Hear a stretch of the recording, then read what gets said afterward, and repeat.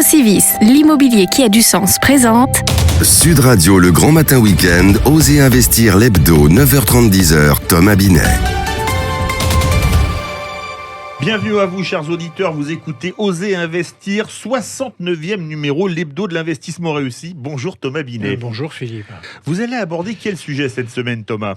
Eh bien, un programme chargé, Philippe, cette semaine, ce premier dimanche de la reprise pour ce qui nous concerne, d'un GPS d'intérieur comme innovation de la semaine. On va recevoir ensuite Yannick Borde, qui est président du réseau Procivis, réseau immobilier de promotion, construction et gestion de logement.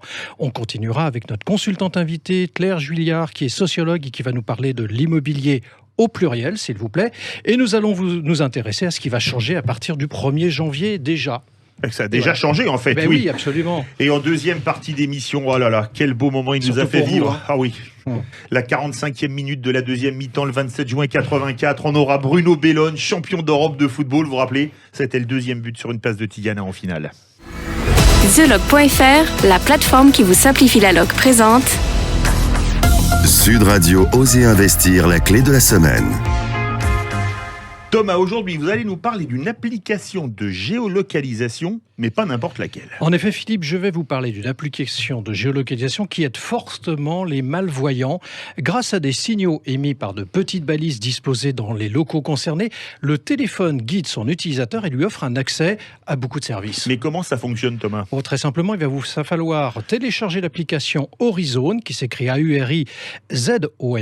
Elle va vous localiser avec précision au mètre près à l'intérieur d'un bâtiment. Vous allez ensuite être guidé vers un point d'intérêt au travers d'un bâtiment. L'application permet de mieux se repérer et s'orienter dans des environnements complexes, bâtiments publics, gares, musées, sièges sociaux d'entreprise. Dans l'année 2021, une 60aine de bâtiments seront équipés, ce qui représente 1 million de mètres carrés.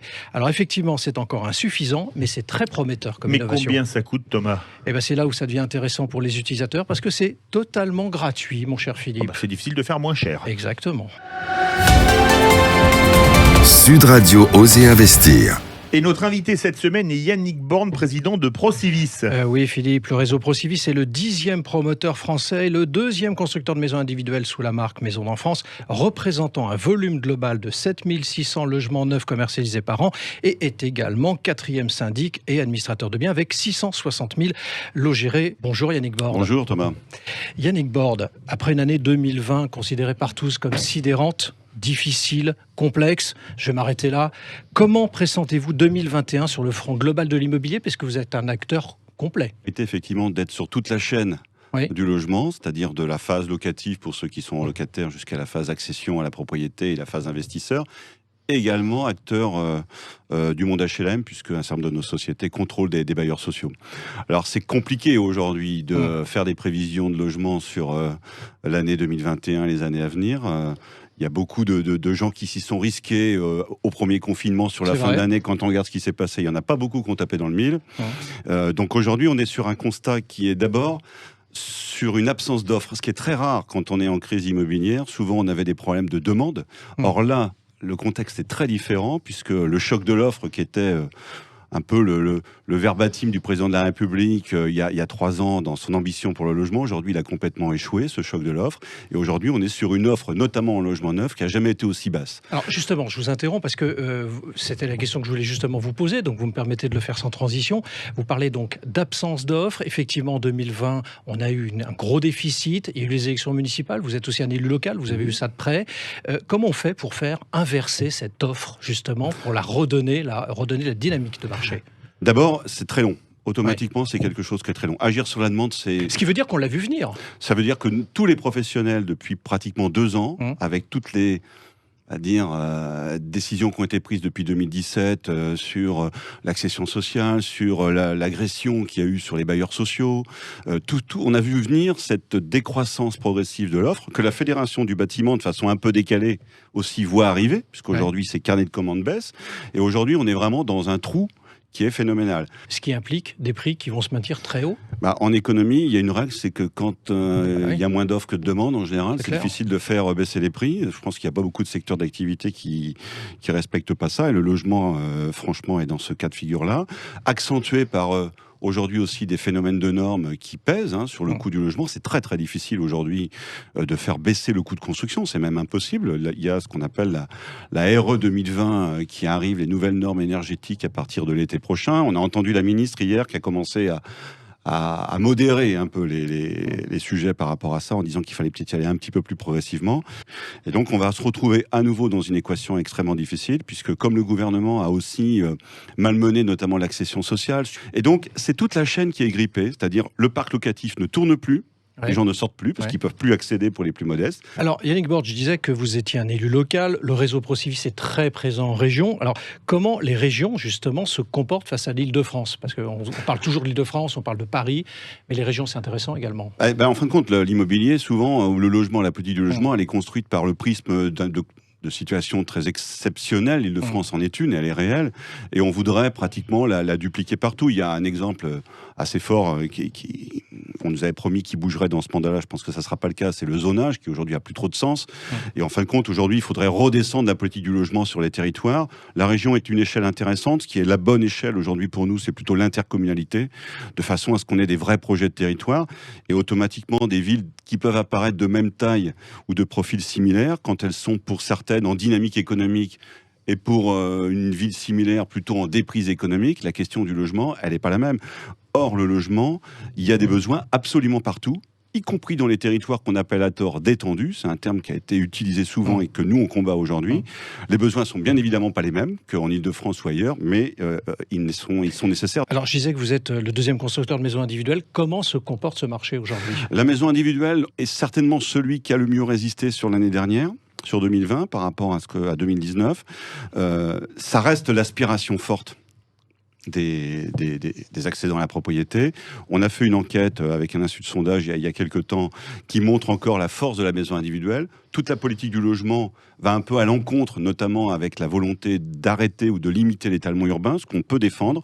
Maintenant, il faudra trouver une nouvelle formule de maison individuelle pour arriver à satisfaire les aspirations des uns et des autres. Et on a vu aussi qu'avec la période Covid, il y avait aussi cette volonté d'avoir un peu d'espace de respiration à proximité. Bon, ne rebalayons pas tout ce qui a été fait avant, il ne faut pas revenir nécessairement à la maison individuelle à tout va, mais c'est certainement aujourd'hui la demande préférentielle des Français. Alors Yannick Borde, c'est la période des vœux, ça ne vous a pas échappé. Quel est le vœu? Quel est votre vœu pour 2021? Alors moi j'ai un vœu pour 2021, mais que j'espère se transformer en 2022. En 2017, tous les acteurs du logement, on a raté quelque chose, c'est de mettre le logement, qui est la première dépense contrainte des familles, au cœur de la campagne présidentielle. Donc mon vœu pour 2021, au-delà des vœux de marché, c'est que les grands acteurs et les grandes familles du logement, des bailleurs sociaux, à la promotion immobilière privée, à la FNAIM, enfin tous ceux qui sont des acteurs forts et des représentations fortes du logement, arrivent à converger, parce qu'on est tous liés en fin de compte dans cette chaîne-là, pour que sur l'élection présidentielle qui s'annonce début 2022, on arrive à faire en sorte que cette première dépense contrainte des familles soit au cœur de la politique. Eh bien, que ces futurs candidats vous entendent. Merci Yannick Borde. Je rappelle que vous êtes le président de Procivis, promoteur de logements collectifs et constructeur de maisons individuelles, ainsi que syndic. Sud Radio Oser Investir. Claire Julliard, vous êtes docteur en sociologie spécialisée en recherche et conseil dans les domaines de la ville et de l'immobilier. Claire, vous revenez dans Oser Investir cette semaine avec la même intention que la première fois, déconstruire les idées toutes faites sur l'immobilier. Cette fois, vous nous dites que l'on ne peut pas parler de l'immobilier au singulier, mais qu'il faut en parler au pluriel. Qu'est-ce que vous voulez dire par là, Claire ? Eh bien, écoutez, ça veut dire qu'il n'y a pas un marché immobilier, mais qu'il y en a plusieurs. C'est une évidence, mais ça n'empêche pas de réduire bien trop souvent l'immobilier à une seule tendance, d'ailleurs biaisée par un prisme très francilien, voire carrément totalement parisien. Comme si l'immobilier était ultra tendu partout en France, ce qui est évidemment pas le cas. Alors, qu'est-ce que vous appelez donc l'immobilier au pluriel, cette belle expression ? Je vais l'illustrer en parlant de l'Île-de-France. L'Île-de-France elle-même est plurielle. En fait, si les chiffres régionaux atteignent globalement des records, c'est sous l'effet d'un nombre très restreint de micro-marchés qui concentrent la cherté de l'immobilier. De même, les prix en Île-de-France ne progressent pas partout à vitesse grand V. Ils peuvent stagner, voire même baisser, ce qui est notamment le cas de nombreux micro-marchés situés aux franges de la région, non pas parce qu'ils ne sont pas attractifs, mais parce qu'ils concentrent des biens relativement moins valorisés. En réalité, l'immobilier francilien forme une mosaïque dont la logique ne dépend d'ailleurs pas toujours de l'éloignement au centre, ni même de la fracture est-ouest. Alors pour conclure, Claire ? Eh bien pour conclure, il ne faut pas se méprendre sur l'immobilier et en parler au pluriel permet d'éviter bien des écueils. Ça paraît d'autant plus indispensable aujourd'hui. Les crises exacerbent la segmentation des marchés et révèlent leur très forte inégalité face à la conjoncture. Il faudra évidemment en tenir compte. Merci Claire. ImoEstime, commercialisateur en immobilier neuf, présente Sud Radio Oser Investir Immo News. Thomas, nous sommes en début d'année, ça n'a Absolument. échappé à personne, et qui dit nouvelle année, dit nouvelle réglementation et changements en vue. Eh oui, Philippe. Alors, le changement du 1er janvier, pas le changement, c'est maintenant, c'est quoi ? Je l'attendais celle-là, le changement c'est maintenant. Ça va quand même être maintenant, même si on ne l'a pas forcément eu dans le passé. C'est la réforme des APL, aide au logement, mon cher Philippe, prévue depuis 2 ans. Ça y est, elle est en vigueur depuis le 1er janvier. Ces aides seront dorénavant calculées sur la base des revenus des 12 derniers mois, avec une réactualisation tous les trimestres. Baisse de la taxe d'habitation également ? Oui, les derniers 20% des ménages n'ayant pas vu leur taxe d'habitation baisser vont pouvoir se réjouir. Ceux qui sont mensualisés observeront une baisse de 30% dès maintenant. Il faudra malgré tout attendre 2023 pour que cette taxe disparaisse définitivement. Un crédit d'impôt pour les bornes de recharge électrique ? Oui, on en avait parlé dans Oser Investir il y a quelques numéros en arrière. Les ménages propriétaires ou locataires qui installent des bornes de recharge pour véhicules électriques sur leur emplacement pourront bénéficier d'un crédit d'impôt sans condition de ressources, plafonné à 300 € correspondant à 75% du montant des dépenses éligibles. Et pour finir, des douches italiennes dans le neuf, mais sans prise électrique au-dessus alors ? C'est ça, et là aussi on en avait parlé dans Oser Investir, c'est maintenant en vigueur. Obligation est faite aux promoteurs d'installer des douches italiennes dans toutes les constructions de logements neufs. Première étape, les rez-de-chaussée et maisons individuelles pourraient être loués et dès juillet, tous les appartements desservis par ascenseur. Et voilà mon cher Philippe, nous confirmons donc que nous sommes bien le champion du monde de la norme. Et maintenant on va être avec un champion d'Europe. Exactement. La première fois où la France a été championne d'Europe de football, Bruno Bellona, quel deuxième but, je le revois encore là. Merci Philippe. Sud Radio, le grand matin week-end, Oser Investir l'hebdo, 9h30, 10h, Thomas Binet. Avec Procivis, l'immobilier qui a du sens.